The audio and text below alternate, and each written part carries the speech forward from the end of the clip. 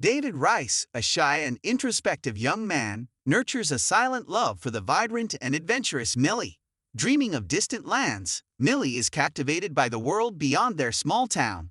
In a heartfelt move, David presents her with a simple yet meaningful gift, a snow globe featuring the majestic Eiffel Tower, symbolizing her dreams.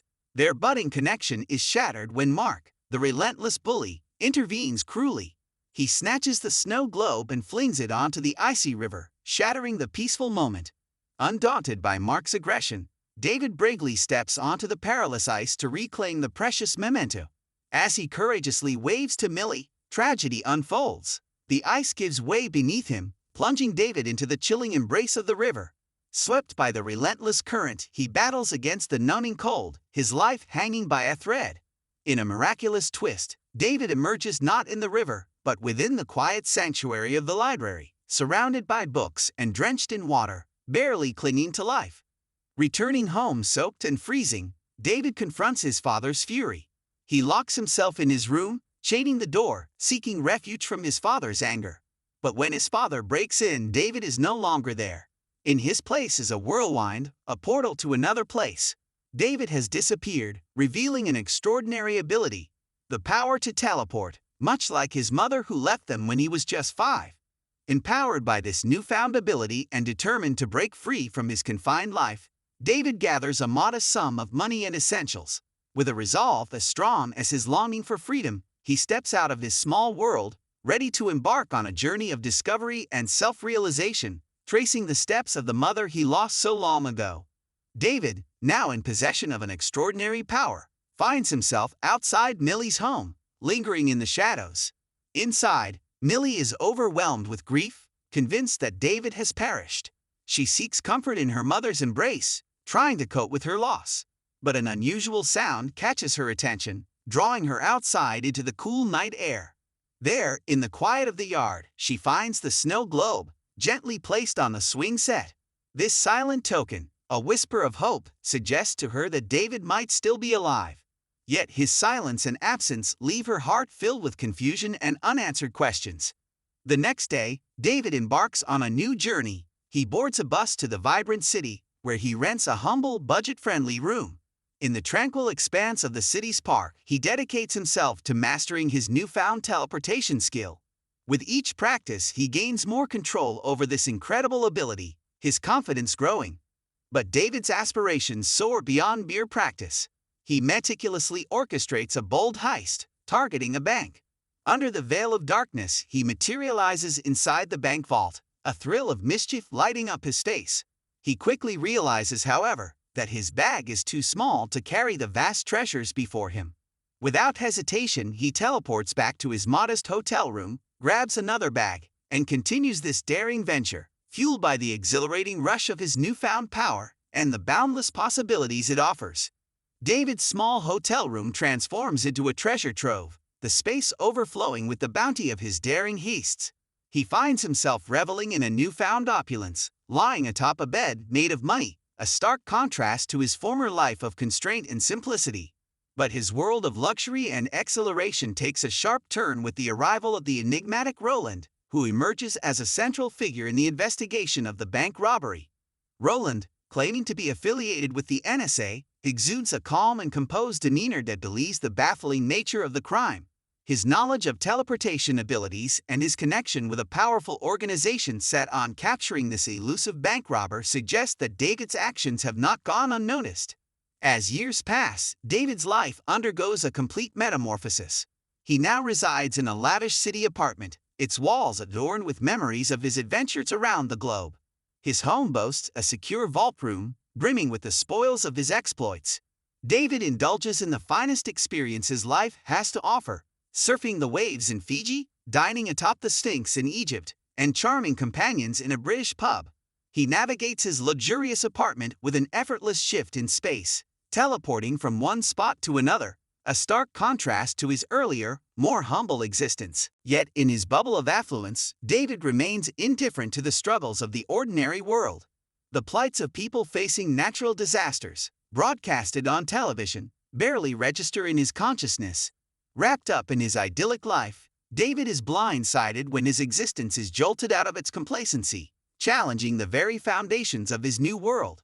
The serene world David has built for himself shatters with the sudden intrusion of Roland, armed with a high-tech electrical weapon and devices designed to hinder David's teleportation. Roland reveals his life's mission: to eradicate jumpers like David, driven by a staunch belief that the omnipresence is a power reserved for the divine alone. In a frantic attempt to escape, David manages to break free from Roland's grasp, teleporting himself to the familiar sanctuary of his childhood bedroom. His sudden appearance alarms his father, who pleads with David to stay. But David, overwhelmed by a surge of distress, vanishes again, leaving behind his father, standing alone in the emptiness of the open doorway. With his peaceful life now in turmoil, David decides to reconnect with his past, specifically with Millie, his long-lost love. He learns that she still lives in their hometown, working at a local bar. However, the past isn't easily left behind, and old animosities resurface. Mark, the same bully from his youth, provokes another confrontation. In a moment of exasperation, David teleports Mark into a bank vault, leaving him trapped within the secure confines. After dealing with Mark, David returns to the bar, seeking out Millie. In an unexpected move, he invites her to join him on a spontaneous trip to Rome, hoping to reignite the connection they once shared and perhaps to find a semblance of normalcy in the chaos that his life has become. In Rome, David and Millie find themselves enveloped in the city's ancient allure. David watches with delight as Millie's eyes light up with wonder, her lifelong dream of exploring new worlds coming to life. When they find the Colosseum closed, David refuses to let this minor setback dampen their spirits. Utilizing his extraordinary abilities discreetly, he grants them access, unlocking gates from the inside, and they find themselves alone in the grandeur of the historic arena. This secret exploration of the Colosseum marks a thrilling highlight in their adventure. Their journey takes an unexpected twist when they cross paths with another jumper, Griffin. Griffin reveals to David a startling truth: they are not alone in their abilities. He speaks of a group known as the Paladins, much like Roland, dedicated to the eradication of jumpers. Their encounter is abruptly interrupted by the sudden appearance of two paladins, sparking a tense confrontation. Griffin, adept and prepared, manages to overpower the assailants and teleports away. Intrigued and confused, David follows Griffin to his hideout, seeking to understand more about this hidden world he's a part of. At Griffin's hideout, David is met with cryptic explanations that only deepen the mystery surrounding their kind. Griffin's words offer little clarity, but they open a window into a world far more complex and dangerous than David had ever imagined.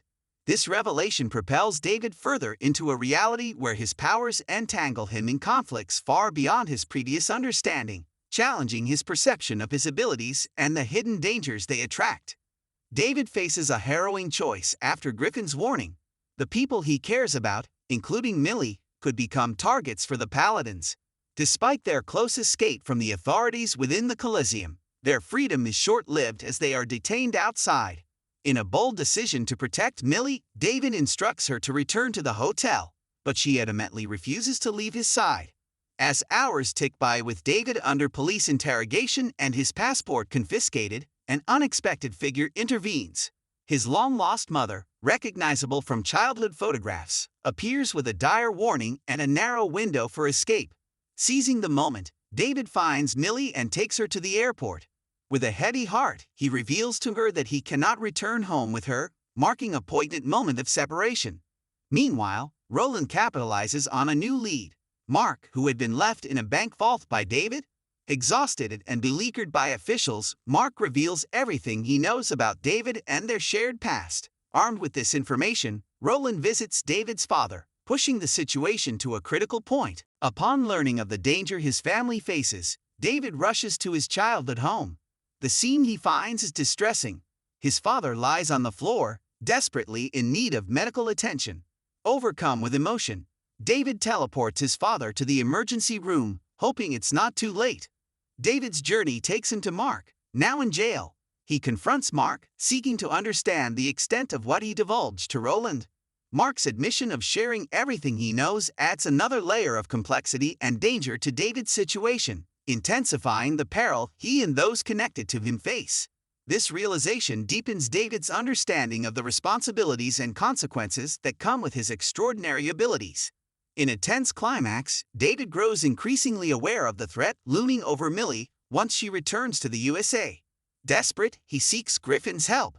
Although Griffin is initially reluctant, David's persistence, coupled with their shared experiences and Griffin's personal vendetta against Roland, eventually convinces him to assist. Their return to the USA is marked by urgency as they learn Millie has already landed. David rushes to her apartment, but before he can reach her, Roland and his squad appear. In a chaotic turn of events, David manages to teleport Millie to safety at Griffin's hideout, but Griffin berates him for this reckless move, fearing Roland can track their location. An intense battle ensues with Roland at Griffin's sanctuary. Griffin wields his teleportation skill to manipulate a bus as a weapon, while Roland narrowly escapes. David, caught in Roland's electrified trap, is rescued by Millie, who, despite her fear and anger towards David's powers, intervenes.